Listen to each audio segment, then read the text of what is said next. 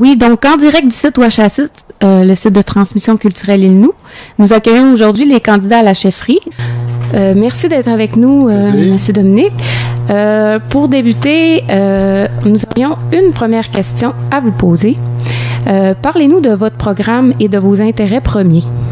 Oui, bien, tout d'abord, je voudrais prendre le temps là, de vous féliciter, le Conseil des jeunes, pour votre initiative de cet après-midi.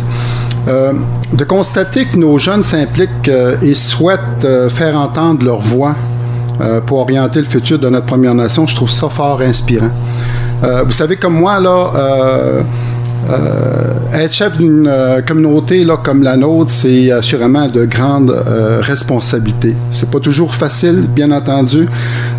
C'est des grandes chaussures là, à chausser. Mais moi, comme chef de notre Première Nation, je me perçois là, comme étant un porteur de flambeau qui aura à le passer à un autre porteur qui, j'en suis certain, sera l'un ou l'autre, l'un ou l'une d'entre vous. Et vous voir autant impliqué, là, ça me donne confiance, car je reconnais là, toutes les compétences que nos jeunes ont ici à Meshtowiatz. Vous serez là, assurément, vous saurez assurément être là, en mesure de relever l'ensemble de nos grands défis que nous avons comme communauté. Je suis aussi tellement fier de constater votre niveau d'engagement envers notre communauté. Je suis sûr qu'ensemble, nous pouvons bâtir une communauté en santé, une communauté forte de son identité et fière de ses racines, une communauté unie pour relever l'ensemble de nos défis. J'ai bien entendu un plan à vous soumettre pour arriver à l'atteinte de nos objectifs. Ce plan comporte 5 volets. Tout d'abord, notre autonomie comme peuple, notre identité, notre territoire, nos conditions de vie et notre économie. Et dans ce plan, j'entends bien sûr vous faire une place importante. Concrètement, bien concrètement, là, maintenant, je vous propose ce qui suit. Je vous propose tout d'abord d'impliquer le Conseil des jeunes qui vous représente dans l'analyse du projet de traité que nous aurons bien entendu sous peu là, à évaluer. Je vous propose également d'administrer avec le Conseil des jeunes le Fonds des générations futures, qui est compris là, dans la façon qu'on gère nos fonds autonomes. Vous savez, il y a un montant qui est réservé pour les générations futures. Actuellement, nous avons dans notre portefeuille un 3,5 millions. Donc, je pense qu'ensemble, nous pourrions certainement là, administrer ce fonds-là et voir comment est-ce qu'à partir des préoccupations des jeunes, on pourrait investir judicieusement ces fonds-là pour répondre à des besoins là, provenant de nos jeunes. Je propose également de permettre au Conseil des jeunes de déléguer un observateur aux rencontres des conseils des élus. Donc, d'avoir une oreille, une écoute, pouvoir nous influencer également lorsqu'on s'apprête à prendre des décisions. J'entends convaincre le Conseil d'investir au moins 5 millions sur 5 ans pour assurer la transmission de notre culture et du Nilwaugen. Vous savez, là, vous les jeunes, vous avez là, cet immense défi de pouvoir là, recevoir tous les enseignements culturels, toutes nos traditions, pour être en mesure après ça de le partager là, à vos enfants. Et ça, c'est notre responsabilité là, à ce moment-ci, nous les adultes, de pouvoir là, vous offrir là, tout ça. Et ça nécessite là, des investissements majeurs. Ça doit être la priorité du prochain conseil. Je propose également de favoriser l'accessibilité et l'occupation du territoire. C'est important d'utiliser le territoire. De livrer une bataille contre les inégalités sociales et contre la pauvreté.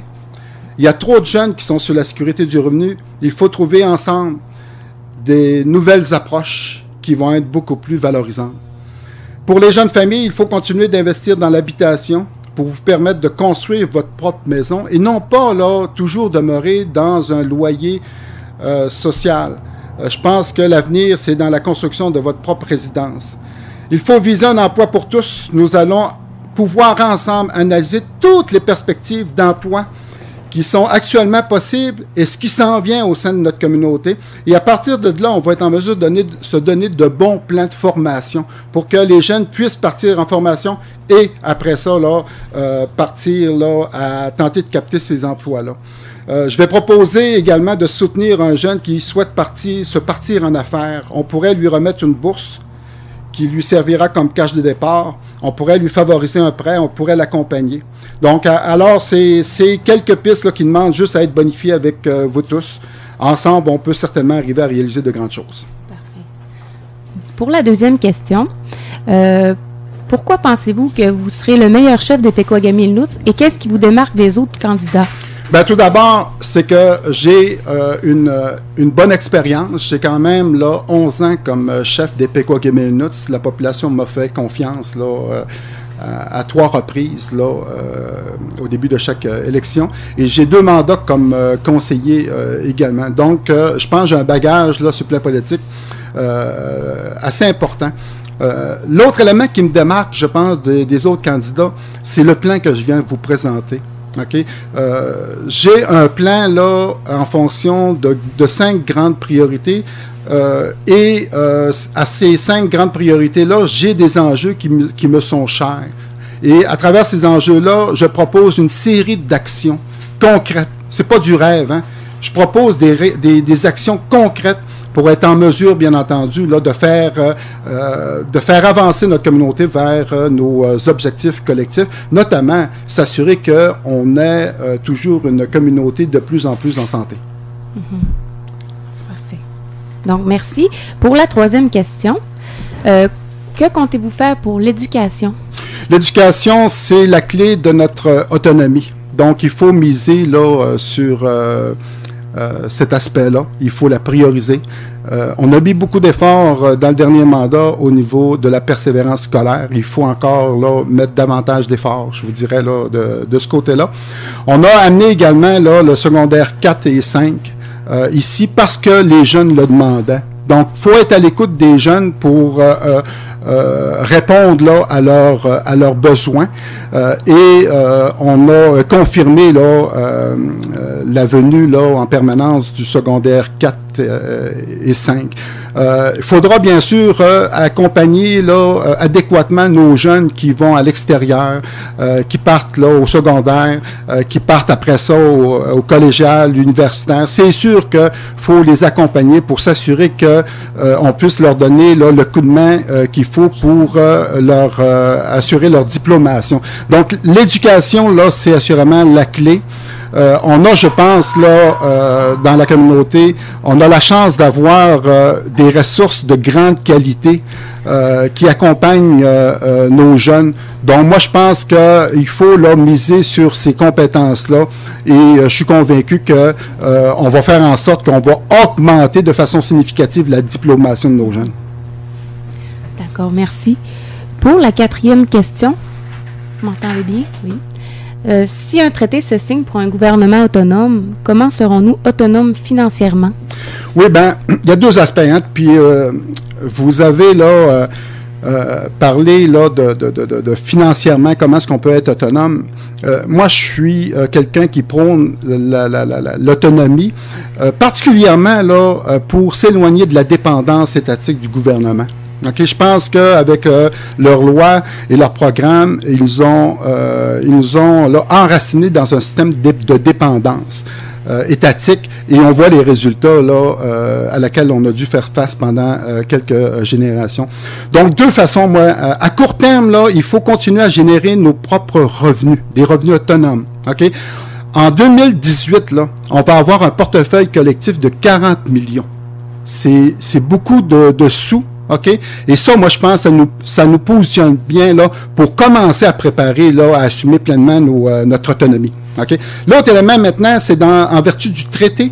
En vertu du traité, là, vous savez, il y a un montant qui va servir de compensation pour tout le développement vécu là, lorsque le Québec, là, notamment, et le Canada ont utilisé nos terres pour se développer. Notre Première Nation n'a jamais reçu là, de compensation là, à ce niveau-là. Nous a maintenus dans la pauvreté pendant qu'ils exploitaient le territoire. Maintenant, dans le traité, il est prévu une formule de compensation. On ne vendra pas le territoire. Jamais on va se déposséder de nos terres. Mais au contraire, moi, j'estime que les gouvernements ont un loyer à payer et ils vont nous rembourser là, bien sûr, nos compensations qu'ils nous doivent à ce niveau-là. Et c'est des montants appréciables. Le traité en lui-même pour les 3 communautés, là, je vous dirais, là, on risque de dépasser les 800 millions, là. OK? Moi, je pense que va falloir l'analyser comme ça, comme il faut, là, mais je pense qu'il y a une perspective intéressante pour notre futur et s'assurer là, qu'on ait un financement là, correct pour notre futur. Parfait. Merci. Donc, pour la dernière question, avez-vous des projets pour les jeunes de la communauté? Ben, des projets, j'en ai énuméré tout à l'heure, là, quelques-uns.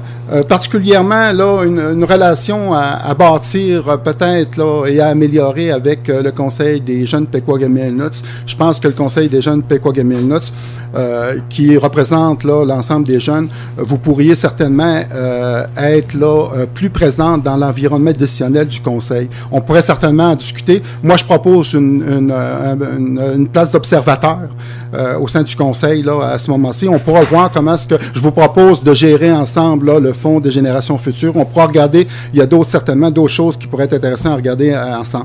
Il y a un projet qui me tient à cœur. Vous savez, là, il faut développer là, notre économie dans notre communauté. Et il faut faire en sorte d'accompagner nos jeunes dans ce développement-là. OK? Et pour ça, c'est pas facile. Ça prend bien souvent là, des sous de départ et on sait pertinemment que les jeunes n'ont pas tout à fait les sous voulus pour se partir en affaires, mais je suis convaincu que tous les jeunes ont des belles idées.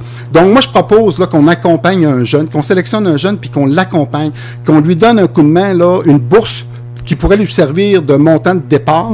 On pourrait là lui faire des prêts avantageux. On pourrait l'accompagner. Il y a des spécialistes dans le domaine économique chez nous là qui pourraient parrainer des jeunes là, pour dire, regardez, allez-y, on va être là derrière vous. On va se donner 1 an, 2 ans, 3 ans là, pour vous accompagner. Puis vous allez, bien sûr, après ça, là, être en voiture sur le plan de votre entreprise. Donc ça, c'est des projets bien concrets qu'on peut là, réaliser à court terme. Parfait. Bon, ben, merci beaucoup. Ça clôt nos questions du Conseil des jeunes. Est-ce qu'on aurait des questions du public? Non, pas pour le moment. Donc, on invite le public à venir poser les questions directement aux candidats via Facebook ou différentes manières de communication. Donc, merci beaucoup. Ça fait plaisir. Encore une fois, hein, bravo pour l'initiative et merci de l'invitation. Merci.